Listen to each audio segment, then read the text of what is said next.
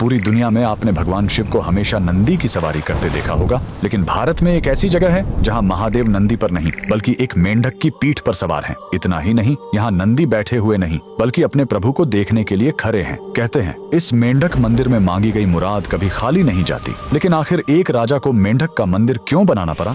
कहानी करीब 200 साल पुरानी है, उत्तर प्रदेश के ऑयल रियासत की। वहाँ के राजा बख्तावर सिंह बहुत प्रतापी थे, लेकिन वो कुदरत के आगे हार चुके थे। उनके राज्य में सूखा पड़ गया था, प्रजा पानी के लिए तड़प रही थी और दूसरी तरफ राजा का अपना आंगन सूना था। उनका कोई पुत्र नहीं था जो आगे चलकर गद्दी संभाल सके। राजा पूरी तरह टूट चुके थे। तभी राज्य में एक महान तांत्रिक का आगमन हुआ। उसने राजा की परेशानी सुनी और एक ऐसा उपाय बताया जिसे सुनकर सब हैरान रह गए। तांत्रिक ने कहा, राजन, ये सामान्य सूखा नहीं है, आपको मंडूक तंत्र का सहारा लेना होगा।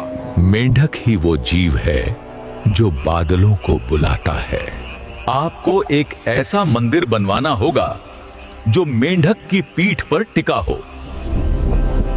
राजा ने तांत्रिक की बात मान ली। निर्माण शुरू हुआ, लेकिन इसमें सीमेंट या चूने का इस्तेमाल नहीं किया गया। इस मंदिर को अमर बनाने के लिए पत्थरों को औरत की दाल और गुड़ के पेस्ट से जोड़ा गया। जमीन से 100 फीट ऊपर एक विशाल पत्थर के मेंढक की आकृति बनाई गई और उसी के ऊपर यह भव्य मंदिर खड़ा किया गया। मंदिर तो बन गया, लेकिन प्राण प्रतिष्ठा के लिए राजा खुद नर्मदा नदी से पवित्र नर्मदेश्वर शिवलिंग लेकर आए। और फिर वही हुआ जिसका सबको इंतजार था। जैसे ही पूजा शुरू हुई, आसमान में काले बादल छा गए और राज्य में झमाझम बारिश हुई। इतना ही नहीं, कुछ समय बाद राजा को पुत्र रत्न की प्राप्ति भी हुई। आज भी यूपी के लखीमपुर खीरी में यह मंदिर शान से खड़ा है। इस अद्भुत मेंढक मंदिर के लिए कमेंट में लिखें, हर हर महादेव।